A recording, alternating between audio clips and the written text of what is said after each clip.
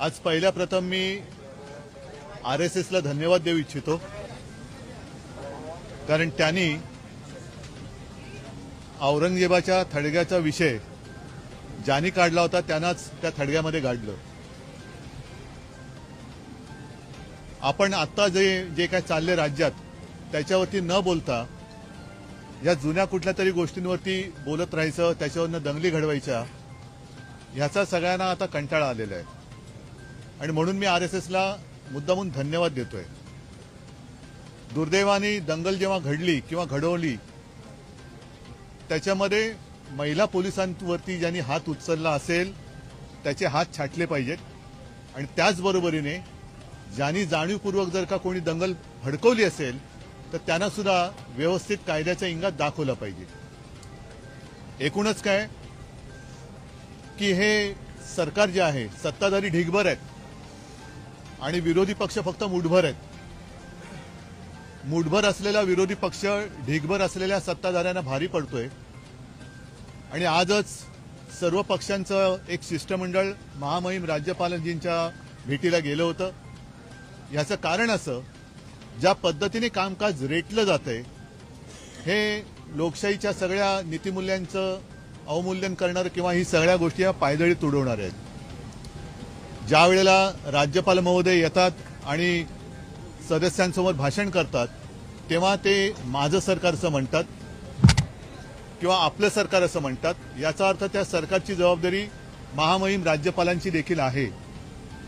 आणि जर ही राज्यपालांची जबाबदारी असेल तर साहजिकच आहे कामकाज कसं चाललं पाहिजे आणि ते जर का व्यवस्थितपणाने चालवलं जात नसेल तर सत्ताधारी पक्षाचा सुद्धा कान पकडण्याचा अधिकार हा राज्यपाल महोदयांना आहे, तो त्यांनी बजावला पाहिजे. हे सांगण्यासाठी आज आमचं सगळ्यांचं शिष्टमंडळ तिकडे गेलं होतं. एकूण जर का आम्हाला एक अपेक्षा होती आणि ही अपेक्षा अजूनही पूर्ण करण्यासाठी या सरकारकडे जवळपास एक आठवडा आहे. हे बहुमताचं सरकार सत्तेत आल्यानंतर सर्वांना वाटलं होतं की आता आपल्या राज्यासमोरचे प्रश्न हे चुटकीनुसार सुटतील. म्हणजे शेतकऱ्यांची कर्जमुक्ती होईल, लाडक्या बहिणींना ताबडतोब 2100 रुपये मिळायला लागतील, खून, बलात्कार, इतर काही भ्रष्टाचार या गोष्टी थांबतील. पण तसं काही होताना दिसत नाहीये. योगायोग एक असा विचित्र दिसतोय की बऱ्याच वर्षांनंतर नागपूरमध्ये जातीय दंगल झाली. नागपूर, मी गेल्या वेळेला आपल्याशी बोललो होतो, त्याही वेळेला बोललो होतो, आज परत बोलतोय की आरएसएसचं मुख्यालय आहे जिथे आता 30 तारखेला मला वाटतं पंतप्रधान भेट देत आहेत. गडकरींचा गड आहे, माननीय मुख्यमंत्र्यांचा तर तो होमपीच आहे.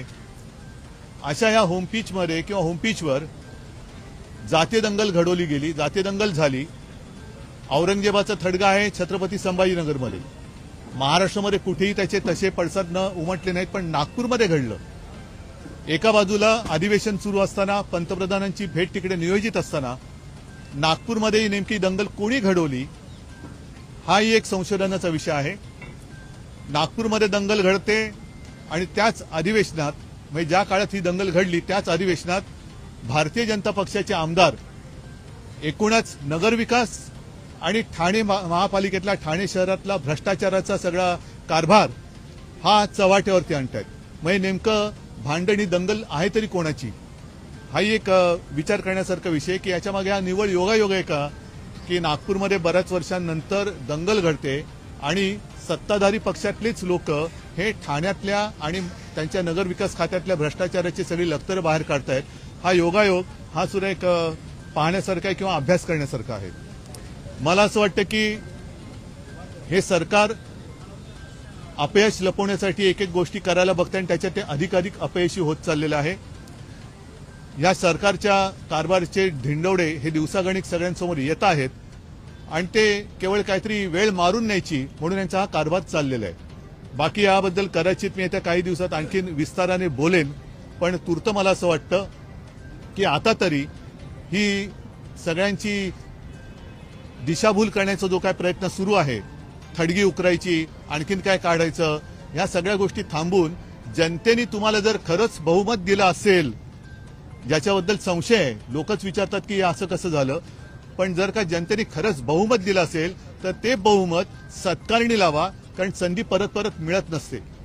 संधी मिळालेली आहे तर त्याचं सोनं करा, त्याचा चिखल करू नका, एवढंच सत्ताधारी पक्षाला माझं म्हणणं आहे.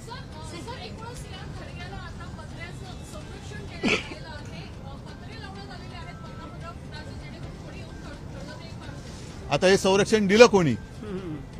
हे संरक्षण दिलं कोणी?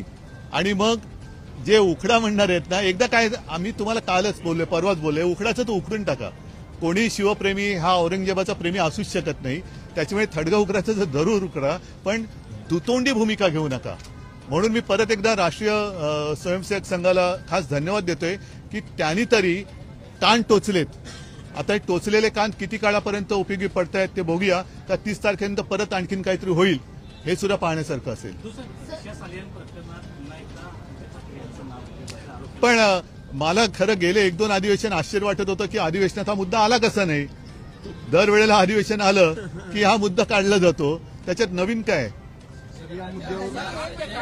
पण माझं काय म्हणणं आहे की शेतकऱ्याच्या ज्या काही चिता पेटतात त्याला जबाबदार कोण आहे? त्यांच्या माता भगिनी ज्या टाहो फोडतायत, त्यांच्या मुली बाळी ज्या सांगतात की आमच्या वडिलांच्या आत्महत्या झाल्या, आमच्या वडिलांची हत्या झाली आहे, त्यांच्याबद्दल चौकशीचं काय? त्यांच्या चौकशीचं जसं देशमुखांची हत्या झाली, त्यांची मुलगी बोलते की बाबा माझ्या वडिलांच्या हत्येचं काय? गुन्हेगारांना पकडणार त्याच्या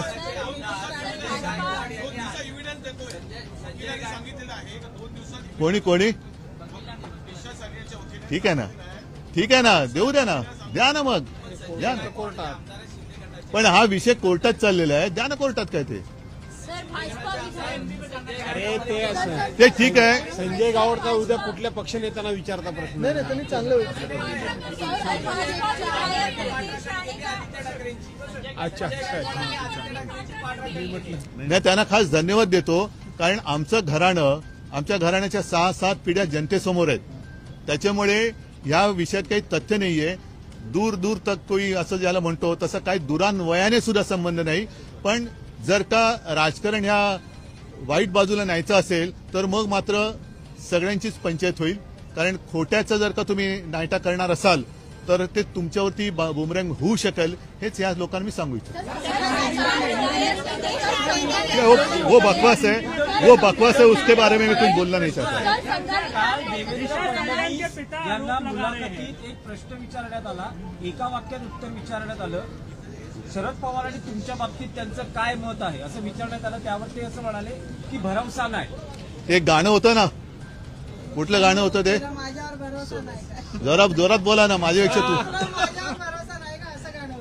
हा,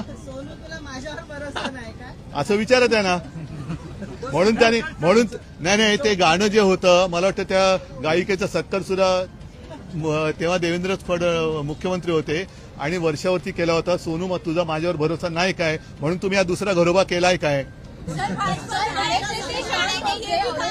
वो बकवास लोगों को मैं जवाब नहीं देता. नेत्यांनी असं प्रक्षोभक भाषण करून असं देवेंद्र फडणवीसांनी देखील कान टोचले. मी त्याचंही स्वागत करतो त्यांच्या वक्तव्याचं. जर देवेंद्रजी असं म्हणाले असतील की नेत्यांनी भडकाऊ भाषण करू नये तर त्यांच्याकडे जे आगलावे लोक घेतलेत त्यांनी, दुर्दैवाने काय होतंय की विरोधी पक्ष संपवला, ज्या विषाचा त्यांनी उपयोग करायचा प्रयत्न केला तेच विष आता भाजपला मारतंय.